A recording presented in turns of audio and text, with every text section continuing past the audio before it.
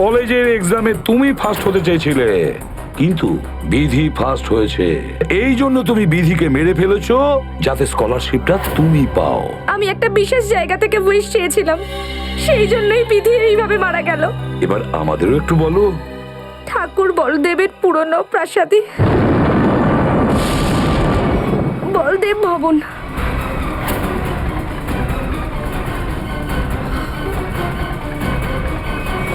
Sir, আমার কথা বিশ্বাস করুন। স্যার, প্রাসাদের পেছন দিকে একটা ছোট্ট সিঁড়ি পাওয়া গেছে, কিন্তু একেবারে ভাঙাচোরা। যেমন সিঁড়ির কথা ও বলছে সেরকম তো একেবারেই না। স্যার, এইদিকে তো কোনো সিঁড়িই নেই। স্যার, আমি ওদিকে সিঁড়ির কথা বলছি না, আমি এখানকার সিঁড়ির কথা বলছি স্যার। আরে ওই সিঁড়ি দিয়ে আমি উপরে গেছিলাম, সেখানে গিয়ে আমি উইশ চেয়েছিলাম স্যার। প্লিজ বিশ্বাস করুন, আমি মিথ্যে বলছি না, আমি মিথ্যে বলছি না। আমি দেখছি।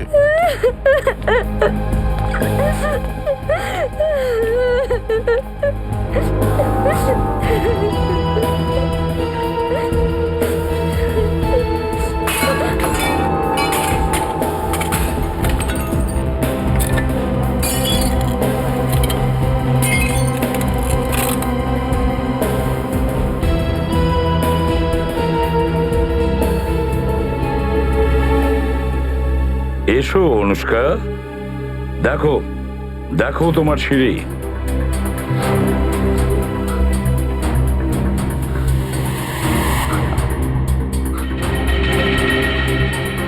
এটা হতে পারে না, এটা হতে পারে না স্যার, সিঁড়িটা এইখানেই ছিল। কে বলেছিল তোমাকে এখানে এই প্রাসাদে আসার জন্য? তান্ত্রিক মিশকা। ও বলেছিল যে এই প্রাসাদে চোখ বন্ধ করে যে উইশ চাওয়া যায় সেটা পূরণ হয়।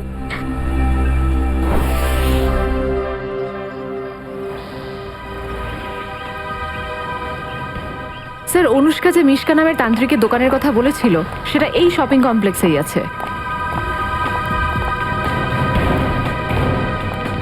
Shop number 108। এইটা কিন্তু এটা তো দেখছি কোকালি ইনভেস্টমেন্টের অফিস। তুমি ঠিক জানো ও এই অফিসটার কথাই বলেছিল? হ্যাঁ স্যার, ও অ্যাড্রেস তো এটাই বলেছিল। আরে রামু, তাড়াতাড়ি করো, সন্ধ্যের মধ্যেই ঘরটা খালি করতে হবে। Excuse me. হ্যাঁ বলুন। আচ্ছা, এই দোকানটায় তো একজন তান্ত্রিকের অফিস ছিল, সেটা কোথায় গেল? ওর সাথে কোনো দরকার আপনাদের? হ্যাঁ, আপনারা কি ওর বন্ধু না ক্লায়েন্ট? আমরা সিআইডি থেকে আসছি। সিআইডি? আরে স্যার, গতকালই আমি মিশকা আর ওর হাজবেন্ড প্রমোদের নামে পুলিশের ডায়েরি করিয়েছি। স্যার, ওদের ব্যাপারে কিছু জেনেছেন? আপনি কে? স্যার, আমি হলাম এই দোকানের মালিক রমেশ। কিন্তু আপনি ওর নামে রিপোর্ট কেন লিখিয়েছিলেন? আরে স্যার, 2 সপ্তাহ আগে আমি প্রমোদকে এই ঘরটা ভাড়া দিয়েছিলাম, আর ও এখানে একটা ইনভেস্টমেন্টের অফিসও খুলেছিল। আর স্যার, গত শনিবার ও আমাকে ভাড়া ডিপোজিট দেওয়ার কথাও বলেছিল। আপনি কি ওদেরকে চিনতেন যে কোনো ভাড়া ডিপোজিট ছাড়াই আপনি এই দোকানটা ওদেরকে দিয়ে দিলেন? না ম্যাম, আমি তো ওদের বিশ্বাস করেছিলাম, কিন্তু পরশুদিন যখন আমি এখানে এলাম তখন দেখলাম ওর স্ত্রী এই অফিসের মধ্যে একটা তান্ত্রিকের অফিস খুলে বসে আছে, আর এই সাইনবোর্ডটাও লাগানো। তারপর আমি প্রমোদকে বললাম যে সব কিছু এখানে চলবে না। তো প্রমোদ তখন আমায় বলল ওর স্ত্রী নতুন অফিস নিয়েছে আর 2-4 দিনের মধ্যে ওরা চলে যাবে। আবার অন্য কোথাও শিফট করে যায়নি তো? জানি না স্যার, রাতারাতি ওরা দুজনে অফিস খালি করে দিয়েছে, আর আমার 15 দিনের অ্যাডভান্সটাও দিল না স্যার। আপনার সাথে ওদের যে এগ্রিমেন্টটা হয়েছিল তাতে ওদের পুরনো অ্যাড্রেসটা থাকবে, দেখান তো সেটা। স্যার, এগ্রিমেন্ট তো করা হয়নি, আমি ভাবলাম পরে করে নেব। আপনার কাছে নিশ্চয়ই ওর ফটোগ্রাফও নেই? না ম্যাম, ফটোগ্রাফও নেই। জানা আছে তোমার বিনা এগ্রিমেন্টে দোকান ভাড়া দেওয়া কত বড় অপরাধ? জানি স্যার, ভুল হয়ে গেছে, সরি। ব্যাস, সরি বলে দিলেন আর ব্যাপারটা মিটে গেল। কবে বুঝবেন আপনারা? মুখটা মনে আছে ওদের? হ্যাঁ স্যার, মুখটা মনে আছে। ওদের স্কেচ বানাও।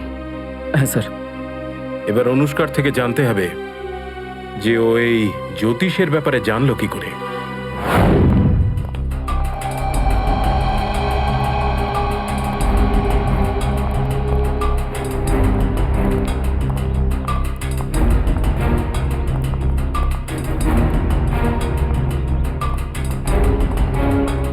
এখানে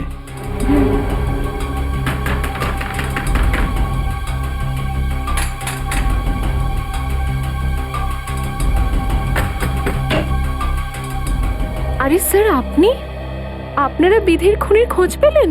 খুব তাড়াতাড়ি জানা যাবে, কিন্তু তোমার কাছে এমন কোনো খবর আছে যেটা আমরা জানতে চাইছি? স্যার, আমার কাছে? আগে হ্যাঁ,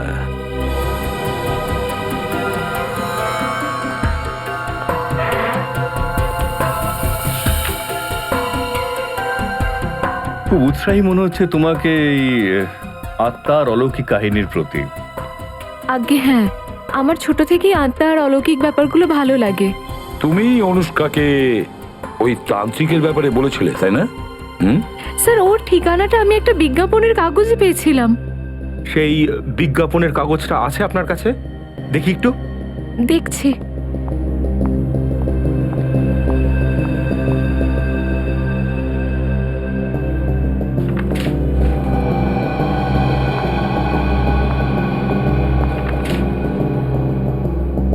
তন্ত্র বিশেষজ্ঞ মিশিকা, আত্মা অনুসন্ধান কেন্দ্র, Chowk number 108, rainbow shopping mall. Sir, এটা তো সেই ঠিকানা যেখানে আমরা গেছিলাম। নেত্রাবতী, একটা কথা বলো, এই ঠিকানাটা, এই তান্ত্রিকের ঠিকানাটা কেন কেন দিয়েছো তুমি অনুষ্কাকে? আসলে স্যার, ও খুব চিন্তায় থাকতো মাঝে মধ্যে, আর অদ্ভুত ব্যবহারও করতো। অদ্ভুত ব্যবহার মানে বলছি, লাইট অফ করে ঘন্টার পর ঘন্টা অন্ধকারে বসে থাকতো, কারোর সাথে কথা বলতো না। আর শুধু তাই নয়, লেকচারে তো ওর মনই বসতো না। পেজের মধ্যে খালি বিধির নাম লিখতো, কম করে তো 3-4 পেজ লিখে দিয়েছিল। আর শুধুমাত্র এই কারণে তুমি অনুষ্কাকে ওই তান্ত্রিক মিসকার অ্যাড্রেস দিয়েছো? হ্যাঁ না স্যার, এইসব ব্যাপারে তো আমি নিজেও বিশ্বাস করি না। আমি ভাবলাম এতে হয়তো মনের জোর পাবে আর নিজের এই পরিস্থিতি থেকে বেরিয়ে আসতে পারবে। হ্যাঁ, কিন্তু ওই সমস্ত জায়গা থেকে বেরিয়ে আসার বদলে এসবের সঙ্গে আরো বেশি জড়িয়ে পড়ে। সত্যি কথা বলতে, যদি আমি জানতাম যে এই সবকিছুর কারণে বিধির মৃত্যু হবে, তাহলে আমি এটা কখনো করতাম না। ঠিক আছে, যদি দরকার পড়ে আমরা তোমার সঙ্গে আবার দেখা করব।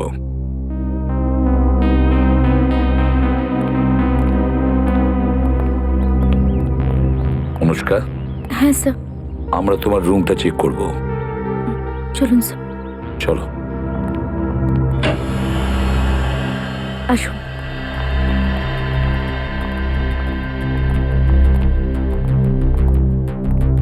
রুমটাকে খুব ভালো করে চেক করো।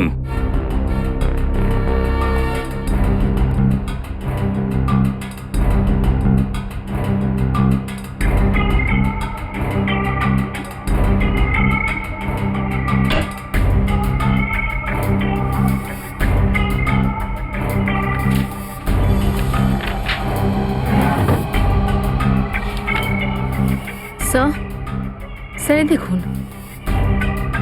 ভীষণ অদ্ভুত ছবি।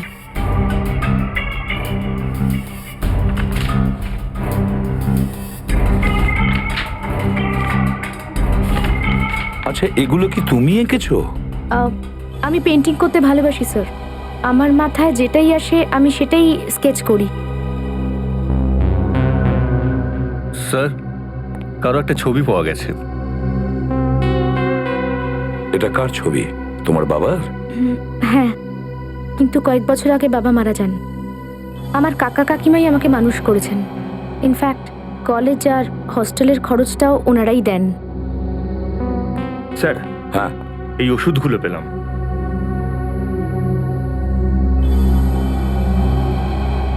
কিসের ওষুধ এটা? ওই আমার মাথার যন্ত্রণা হয়, তাই সেটারই ওষুধ এটা। এক্সকিউজ মি স্যার, এই দেখুন।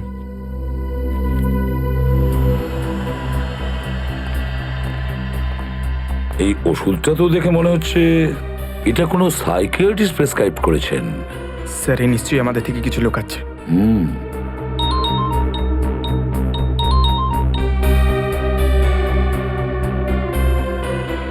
স্যার, ওই তান্ত্রিক নিশিকারও স্বামীর এখনো খোঁজ পাওয়া যায়নি। ঠিক আছে, প্রথমে এই সাইকিয়াট্রিস্টের সঙ্গে দেখা করি, আর পুরোই অনুষ্কার ওপর কড়া নজর রাখো। আসছি। এক্সকিউজ মি ডক্টর, আরে আপনারা? দেখুন, আমি বিনা অ্যাপয়েন্টমেন্টে কারোর সঙ্গে দেখা করি না। ডক্টর, আমরা সিআইডি থেকে এসেছি আর আপনার থেকে কিছু জানতে চাই। ঠিক আছে, বলুন। আপনার একজন পেশেন্ট আছে অনুষ্কা। ও, অনুষ্কা। হ্যাঁ। আচ্ছা, কি কারণে ও আপনার কাছে ট্রিটমেন্ট করায়? দেখুন, গত 2 বছর ধরে ওর মানসিক অবস্থা ঠিক নেই, আর সেই জন্যই ও ট্রিটমেন্ট করায়। কেন, কি হয়েছিল ওর? আসলে ওর অ্যাক্সিডেন্ট হয়েছিল। অ্যাক্সিডেন্ট? হুম। এই কারণের জন্য কি ওর মাথা প্রবলেম দেখা দিয়েছে? আসলে ওই দিনেই ওর বাবা নিখোঁজ হয়ে যায়, তারপরে এই অ্যাক্সিডেন্ট। দুটো ঘটনায় ওর মনে প্রচুর প্রভাব সৃষ্টি করে। আচ্ছা ডক্টর, এটা বলুন যে আপনার ট্রিটমেন্টের পরে ওর অবস্থা কিরকম ছিল? ওর অবস্থা তো খুবই উন্নত হয়েছিল, বাট ইউ নো, খুব গভীর আঘাত, সারতে তো সময় লাগবেই। স্যার, এর মানে ও এখনো পুরোপুরি সুস্থ হয়ে ওঠেনি। হ্যাঁ স্যার, আর হয়তো সে কারণেই ও ওই সিঁড়ির কথা বলছে যেটা ওই প্রাসাদে নেই। আচ্ছা ডক্টর, এরকমটা কি হতে পারে যে এরকম পেশেন্টরা এরা কোনো ক্রাইম করেছে আর সেটাকে লুকোনোর জন্য কোনো গল্প বানাতে পারে যে আমি নিজেই ভিকটিম, আর এরকম কি হতে পারে? দেখুন, মনে হচ্ছে খুব জটিল একটা বিষয়। আমি তো কি, পৃথিবীর কোনো ডাক্তারই এই ব্যাপারে পরিষ্কার কিছু বলতে পারবে না। এটা তো ঠিকই। Anyway, thank you very much.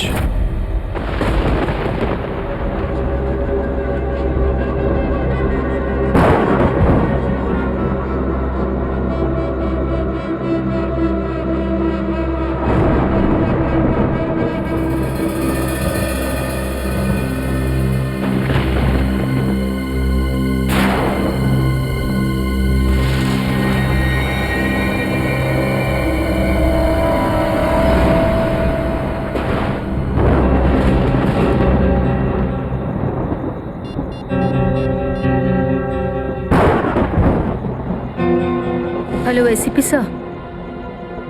Sir, ও করিডোরে বসে আছে, অন্যমনস্ক হয়ে আছে। আমি ওর উপর নজর রাখছি স্যার। ঠিক আছে প্রবীর, ওর প্রত্যেকটা মুভমেন্ট তুমি নজরে রাখো আর বলতে থাকো ও কোথায় কি করছে। ওকে? ঠিক আছে স্যার, অন্যরকম কিছু দেখলে আমি আপনাকে ফোন করছি।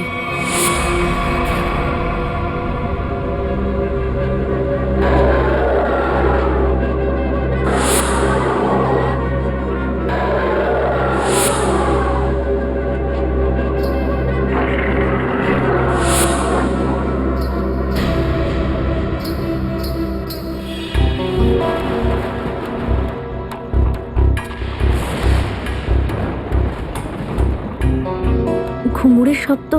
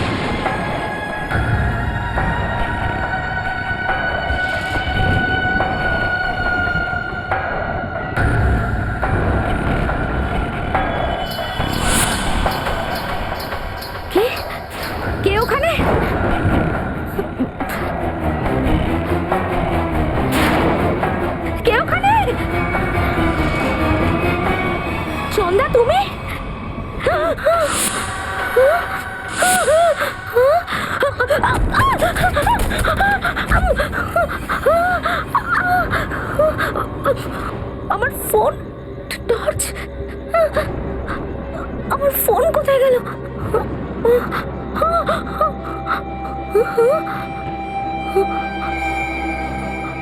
সন্ধ্যা কোথায় চলে গেল?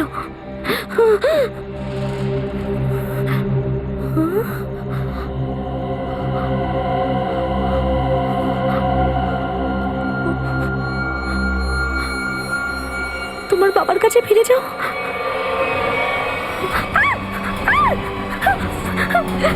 বাঁচাও! বাঁচাও! ছাড়ো, ছাড়ো আমাকে! কি হয়েছে তোর? আরে বল, কি হয়েছে? এরকম করছিস কেন? বল, কি হয়েছে? কি হলো অনুষ্কা? আরে কি হয়েছে? আমি জানি না, আমি তো অন্ধকারে হাঁটছিলাম আর দেখলাম যে ও চিৎকার করছে। আমি এক্ষুনি ওখানে চন্দ্রাকে দেখেছি। চন্দ্রা? চন্দ্রা? চন্দ্রা কে? কেউ নতুন এসেছে হোস্টেলে থাকতে? না না, ওই মেয়েটা লাল শাড়ি পরে। হ্যাঁ, ওই যে ওইদিকে, ওই সিঁড়ির কাছে। আরে না না, নিশ্চয়ই তুমি ভুল দেখেছো। না, আমার কোনো ভুল হচ্ছে না। আমার কথা বিশ্বাস করো, আমি মিথ্যে বলছি। দাঁড়া দাঁড়া, শান্ত হ। ওকে, ওয়েট ওয়েট, রিল্যাক্স, আমি দেখছি।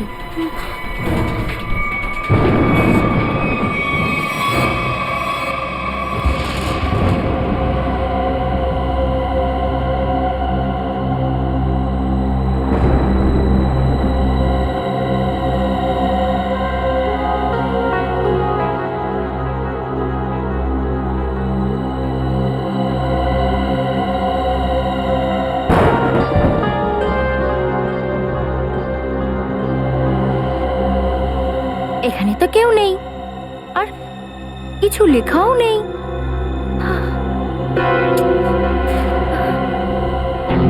অনুষ্কা, ওখানে তো কেউ নেই। না, ওখানে কিছু লেখা আছে। সেটা কি করে হবে? ওখানে তো লেখা ছিল। লেখাটা মুছে গেল কি করে?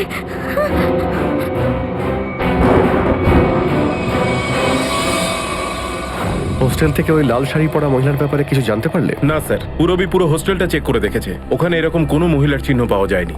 আর যে লাইটটা অফ হয়েছিল সেটা কি বাইরের কেউ করেছিল? স্যার, পুরবি গ্রাউন্ড ফ্লোরে ছিল, ওখানে আরো অনেক স্টুডেন্টরা ছিল। ওখানে হঠাৎ করে কেউ মেন সুইচ অফ করে পালিয়ে যাবে সেটা সহজ নয়। আচ্ছা, ওই দেওয়ালে যে রক্ত দিয়ে লেখা ছিল সেটা কে লিখেছিল? না স্যার, দেওয়ালে কোনো রকম রক্তের দাগ পাওয়া যায়নি, আর না এরকম কোনো লাল শাড়ির চিহ্ন পাওয়া গেছে যেটা হঠাৎ করে হাওয়ায় উড়ে যাবে আর গায়েব হয়ে যাবে। তার মানে হলো অনুষ্কার মাথার একেবারেই ঠিক নেই, সেই জন্যই ও এইসব কিছু দেখতে পাচ্ছে।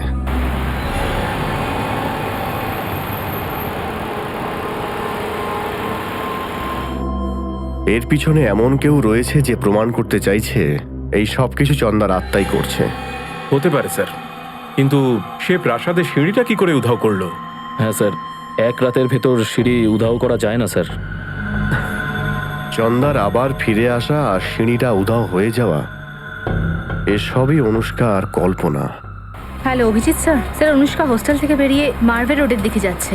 আমি ওর পিছু করছি স্যার। মার্ভে রোড? স্যার, দেখে মনে হচ্ছে কারোর সঙ্গে দেখা করতে যাচ্ছে। আচ্ছা, ওই রোডেই তোর কলেজ? কিন্তু স্যার, এত রাতে ও কার সাথে কলেজে দেখা করতে যাচ্ছে? স্যার, হতে পারে ওখানে কোনো প্রমাণ ছেড়ে এসেছে, এখন মনে পড়েছে তাই আনতে যাচ্ছে। না, ওখানে তো কোনো বিশেষ প্রমাণ পাইনি, অন্য কোনো ব্যাপার আছে। তুমি ওকে ফলো করতে থাকো।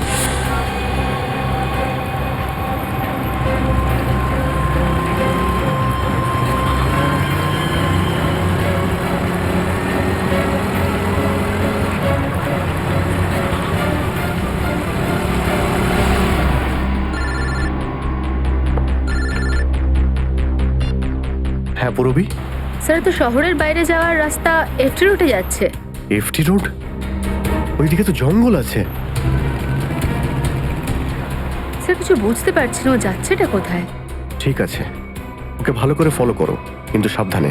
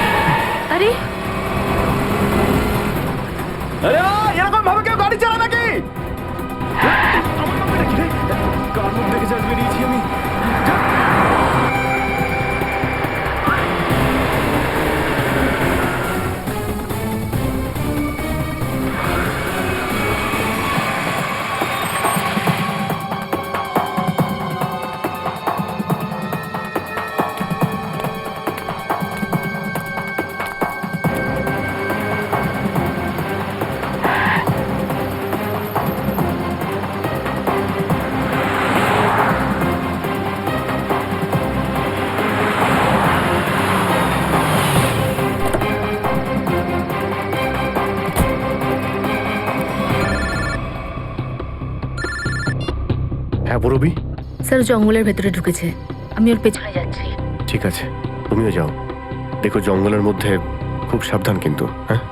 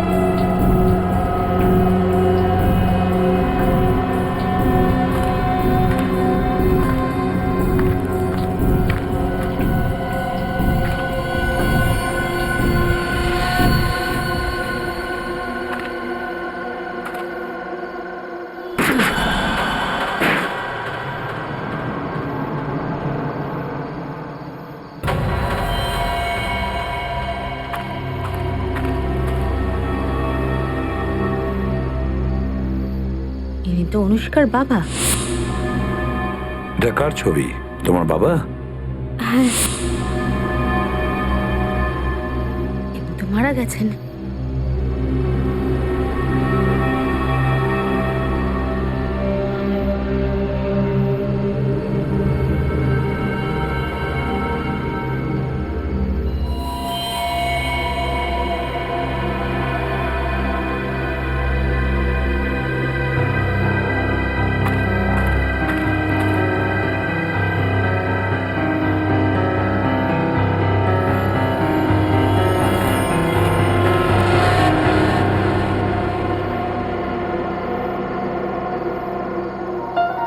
অনুষ্কা,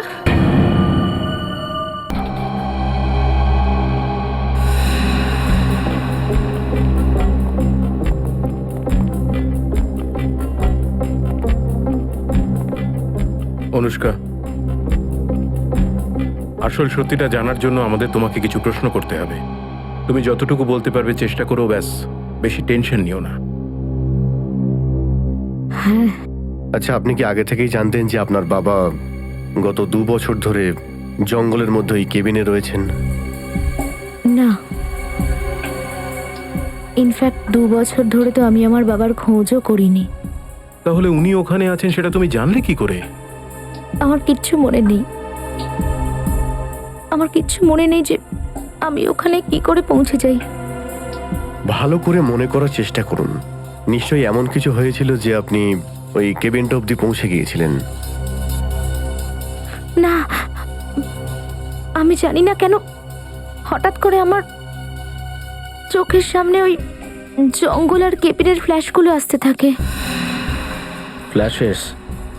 তার মানে আপনি ওই জঙ্গল আগেও কখনো দেখেছেন? কি জানি। ইন্সপেক্টর পুরবী বলছিল ওই জঙ্গলে আরো কেউ তোমার পিছু নিয়েছিল, যে তোমার সাহায্যে তোমার বাবার কাছে পৌঁছতে চেয়েছিল। তুমি জানো সে কে হতে পারে? আমি বললাম তো, আমি কিচ্ছু জানি না।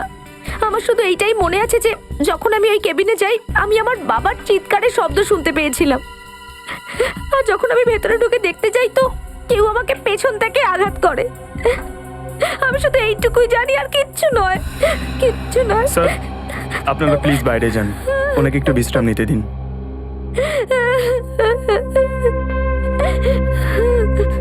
স্যার, অনুষ্কার বাবার ব্যাপারে বিশেষ কিছুই জানা গেল না। ওই কেবিনটা ভালো করে তল্লাশি করতে হবে, ওখান থেকে কিছু জানতে পারবো। 2 বছর ধরে ওনার বাবা এখানে লুকিয়ে কেন ছিলেন, অথচ ওনার নিজের মেয়ে এই শহরেই মানসিকভাবে অসুস্থ ছিল? স্যার, ওর বাবার ব্যাংক স্টেটমেন্ট এখানে পাওয়া গেছে।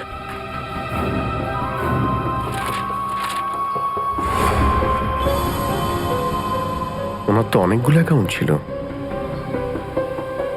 তাও আবার বিদেশে। কয়েক লক্ষ ডলার ট্রানজাকশন হয়েছে ওনার অ্যাকাউন্টে। কিন্তু স্যার, উনি তো একটা লোকাল কোম্পানিতে কাজ করতেন, প্রত্যেক মাসে মাইনে পাওয়া একজন সাধারণ রিসার্চার। ওনার কাছে এত টাকা কোথা থেকে এলো? স্যার, একটা ফাইলও পাওয়া গেছে স্যার। কি লেখা আছে এতে? স্যার, ফাইলে লেখা রয়েছে কোম্পানি ওনার বিরুদ্ধে তদন্তের আদেশ দিয়েছিল। কি ধরনের তদন্ত? কোম্পানিতে ওনার কাজ করার পদ্ধতি খুব একটা ভালো ছিল না, ডিউটির সময় অনুপস্থিত থাকতেন, সেই জন্য সাসপেন্ড করা হয়েছিল। কিন্তু স্যার, যেসব ইনফরমেশন আমরা পেয়েছি সেই অনুযায়ী উনি একজন ব্রিলিয়ান্ট রিসার্চার ছিলেন আর কাজে যথেষ্ট দক্ষ ছিলেন। কাজে দক্ষ ছিলেন, কিন্তু অসৎ ছিলেন। স্যার, হতে পারে তার জন্যই খুন করা হয়েছে ওনাকে। হতে পারে, হয়তো এটাও হতে পারে যে অনুষ্কার মাধ্যমে কেউ ওনার কাছ থেকে কোনো সিক্রেট ইনফরমেশন বের করতে চেয়েছে। কিন্তু স্যার, অনুষ্কা আর ওর বাবার মধ্যে 2 বছর কোনো যোগাযোগ ছিল না। অনুষ্কার কল রেকর্ডে আমরা এমন কোনো কল পাইনি যেটা ও ওর বাবাকে করেছে। হ্যাঁ দিব্যা, ওর কিছু মনে পড়েছে? কি অনুষ্কা হসপিটাল থেকে পালিয়েছে?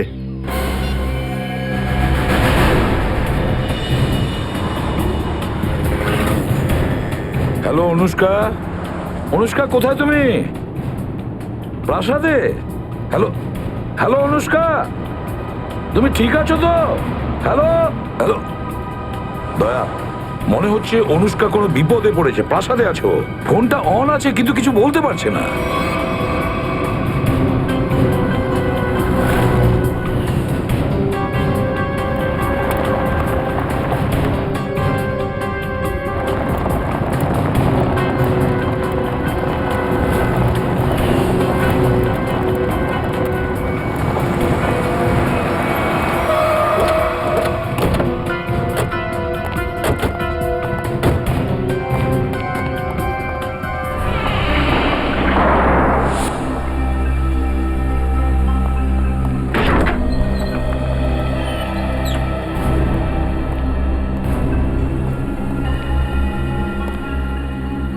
অনুষ্কা? অনুষ্কা? স্যার, অনুষ্কাকে তো দেখাই যাচ্ছে না। দয়া, ও ফোনে বলেছে যে ও এই প্রাসাদেই থাকবে, ও এখানেই থাকার কথা। একটা কাজ করো, চারদিকে তোমরা ছড়িয়ে যাও, প্রতিটা কোণা ভালো করে দেখো এই প্রাসাদের। অনুষ্কা? এই, কোথায় যাচ্ছিস? ও অনুষ্কাকে খুঁজতে? আমার সাথে চল। অনুষ্কার ব্যাপারে তো জানি না, কিন্তু এখানে আত্মা নিশ্চয়ই আছে। কখনো সিঁড়িটা বানায়, কখনো উধাও করে দেয়। এই আত্মাদের উপর একটুও ভরসা করা যায় না। আমার সাথে চল, চল।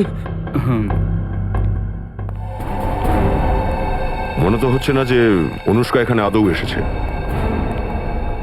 এটা কিভাবে সম্ভব দয়া? ও তো আমাকে বলেছে যে এই প্রাসাদে থাকবে, এই প্রাসাদে। ওর ফোনটা ট্র্যাপ করে দেখো।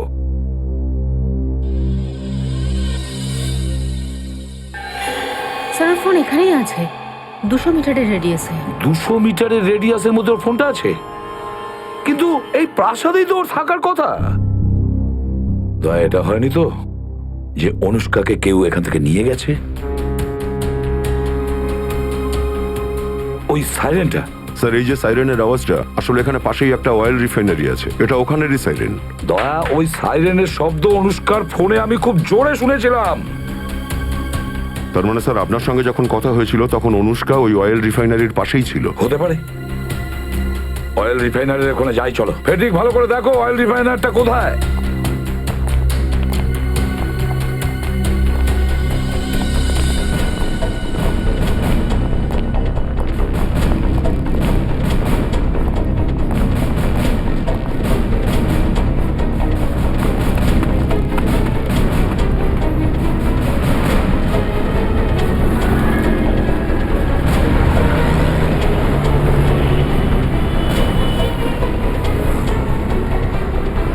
স্যার, অয়েল রিফাইনারিও তো এখানেই দেখাচ্ছে। স্যার অনুষ্কার মোবাইল এখানে দেখাচ্ছে। স্যার, এই রাস্তাটা তো বন্ধ রাস্তা। কিন্তু স্যার অনুষ্কার মোবাইল তো এখানেই দেখাচ্ছে। অয়েল রিফাইনারিও এখানেই দেখাচ্ছে স্যার, এই দেখুন। আরে, অভিষ্টার মোবাইলে সাইরেনের শব্দ শুনতে পাচ্ছিলাম, খুব জোরে শুনতে পাচ্ছিলাম। এর মানে তো অনুষ্কা আশেপাশেই থাকার কথা। আর কোন রাস্তা আছে কিনা দেখো।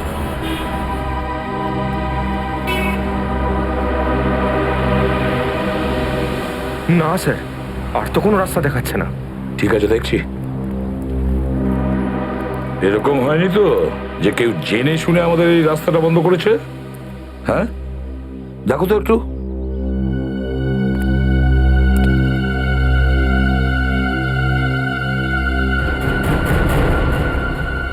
হ্যাঁ স্যার, রাস্তা জোর করেই বন্ধ রাখা আছে, সামনের রাস্তা খোলা আছে। তাহলে দয়া, ভেঙে ফেলো এটাকে।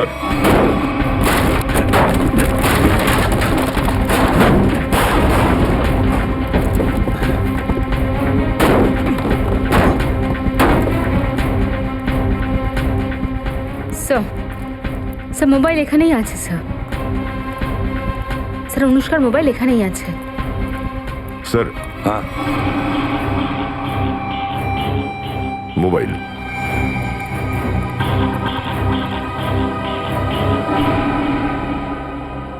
আরো একটা প্রাসাদ।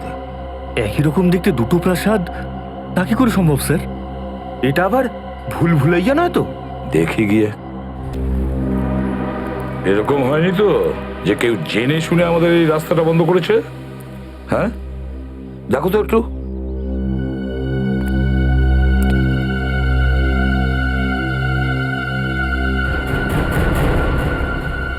হ্যাঁ স্যার, রাস্তা জোর করেই বন্ধ রাখা আছে, সামনের রাস্তা খোলা আছে। তাহলে দয়া, ভেঙে ফেলো এটাকে।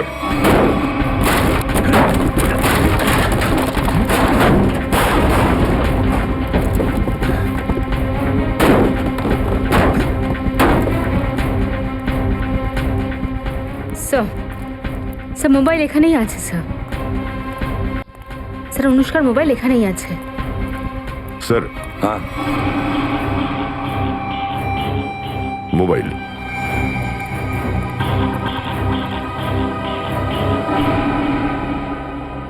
আরো একটা প্রাসাদ। একই রকম দেখতে দুটো প্রাসাদ, তা কি করে সম্ভব স্যার? এটা আবার ভুল ভুলাইয়া নয় তো? দেখি গিয়ে।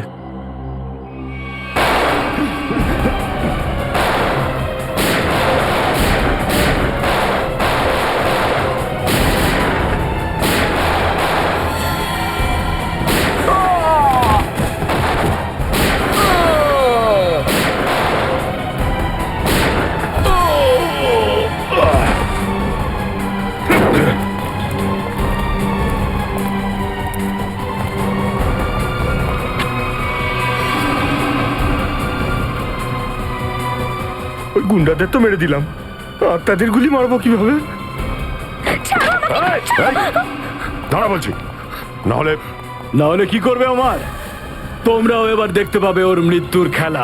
স্যার প্লিজ আমাকে বাঁচান, স্যার প্লিজ আমাকে বাঁচান। ছেড়ে দে একে। কেউ বাঁচাতে পারবে না একে।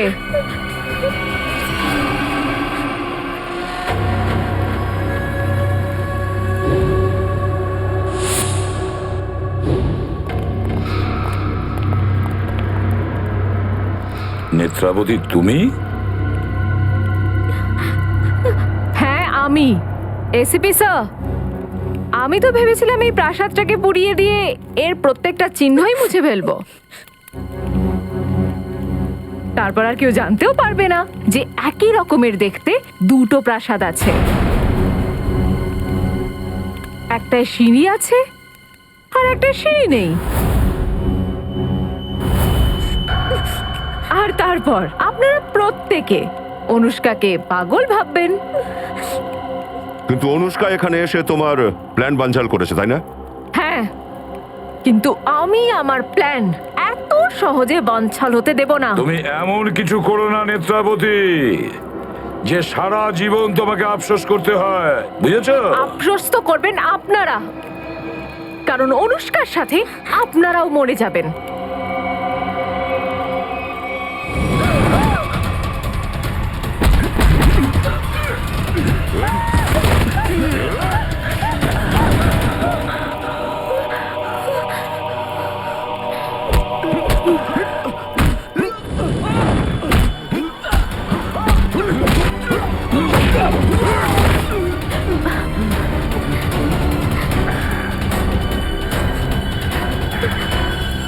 Thank you so much sir. বলো অনুষ্কা, তুমি আবার এখানে কেন এলে? হ্যাঁ, স্যার যখন আমি হসপিটালে ছিলাম না, নেত্রাবতী আমার সঙ্গে দেখা করতে এসেছিল।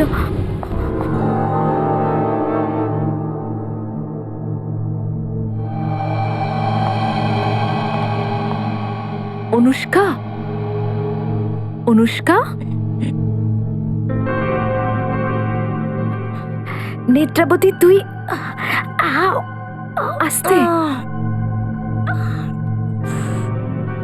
অনুষ্কা এসব কি করে হলো?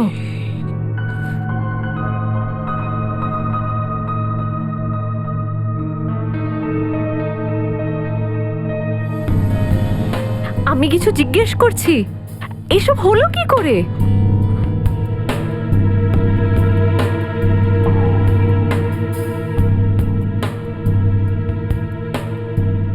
আমার কিছু মনে নেই। আরে কোথায় যাচ্ছিস? ওয়াশরুম। কিন্তু নেত্রাবতী তুই কিন্তু কোথাও যাস না, হ্যাঁ? এখানেই থাকিস। আমার তোর সাথে অনেক কথা বলার আছে। হ্যাঁ ঠিক আছে। পাক্কা কিন্তু তুই কোথাও যাবি না, হ্যাঁ? আমি এক্ষুনি চলে আসবো, ঠিক আছে? থাক এখানে। হ্যাঁ,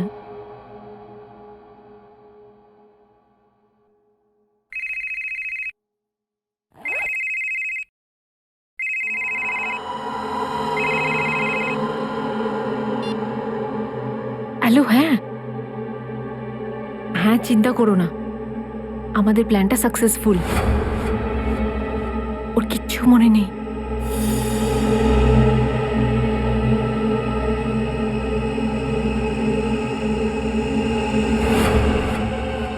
হ্যাঁ হ্যাঁ হ্যাঁ, এই আমি এখান থেকে বেরিয়ে ওখানেই যাব। ঠাকুর বলদেবের দ্বিতীয় প্রাসাদ তো, যেটার মধ্যে সিঁড়ি আছে, ফেলে দেব।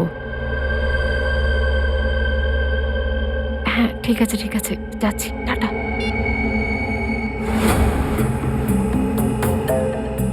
অনুষ্কা, হ্যাঁ আমি না আসছি, একটা জরুরি কাজ আছে। Okay bye. বাই।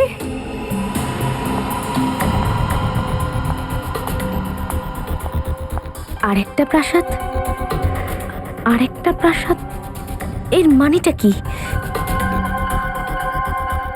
ব্যাপারটা জানতে হবে। এখান থেকে বেরোবো কি করে?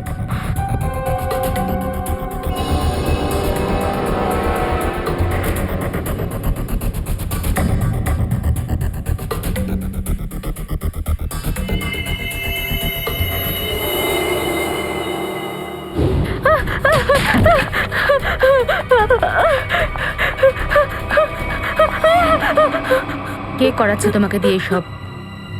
বলবি না, বলবি না তো?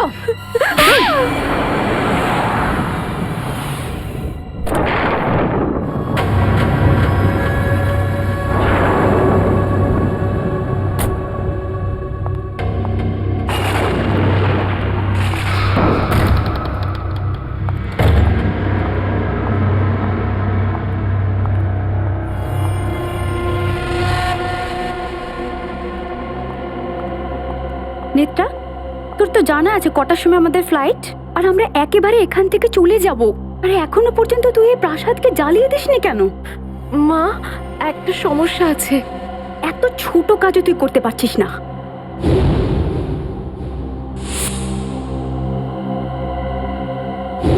আসলে হয়েছেটা কি? আসলে অনুষ্কা আমার পিছু নিয়ে এখানে চলে এসেছে। এটা আর কি বড় কথা হলো?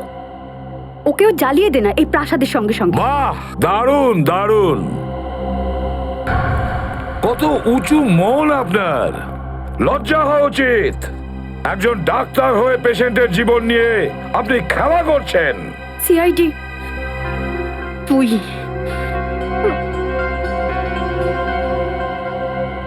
আমার কাছে আর কোনো রাস্তা ছিল না। আমি সাইকিয়াট্রিস্টের কাজ শুধু এই কারণেই শুরু করেছিলাম, যাতে করে অনুষ্কার স্মৃতিশক্তি আবার ফিরে আসে, যাতে করে আমি জরুরি কিছু তথ্য ওর থেকে জানতে পারি। আর এই কারণে অনুষ্কার স্মৃতিশক্তি ফিরিয়ে আনার জন্য তুমি ওকে এটা ভাবতে বাধ্য করেছো যে বিধিকে খুন ও করেছে। হ্যাঁ, অনুষ্কা অ্যাক্সিডেন্টে কিছুটা স্মৃতিশক্তি হারিয়ে ফেলেছিল, আর সেটাই ফিরিয়ে আনার জন্য আমার ওকে মৃত্যু ভয়টা অনুভব করানো খুব জরুরি হয়ে পড়েছিল। আর তোমার উদ্দেশ্য পূরণের জন্যই তুমি ওই মানত পুরো হওয়ার খেলাটা বানালে আর বিধিকে মেরে দিলে। অনুষ্কার বাবা কোথায় আছে তার খোঁজ খবর নিয়ে আমি প্রতিশোধ নিতে চেয়েছিলাম, কেননা আমার হাজবেন্ড ভূষণ, যে ওর সঙ্গে রিসার্চের কাজ করতো একসঙ্গে, তাকে মেরে ফেলে তার সমস্ত ইম্পর্টেন্ট ডকুমেন্টস নিয়ে কোথাও চলে গিয়েছিল। আমরা ওকে প্রচুর খুঁজেছিলাম, কিন্তু কোথাও খুঁজে পাইনি। তুমি অনুষ্কার বাবার সঙ্গে প্রতিশোধ নিতে চেয়েছিলে, আর এই জন্য ওর স্মৃতিশক্তি ফিরিয়ে এনে ওনার খোঁজ পেতে চেয়েছিলে। হ্যাঁ, আমি প্রতিশোধ নিয়েছি। ডক্টর সোনিকা, নিজের স্বামীর মৃত্যুর প্রতিশোধ নিতে গিয়ে তোমরা দুজনে, মা এবং মেয়ে, নিরীহ বিধির প্রাণ নিয়েছো। আইন তোমাদের কোনোদিন ক্ষমা করবে না। তোমাদের কঠোর থেকে কঠোরতম শাস্তি হবে, কঠোর শাস্তি হবে।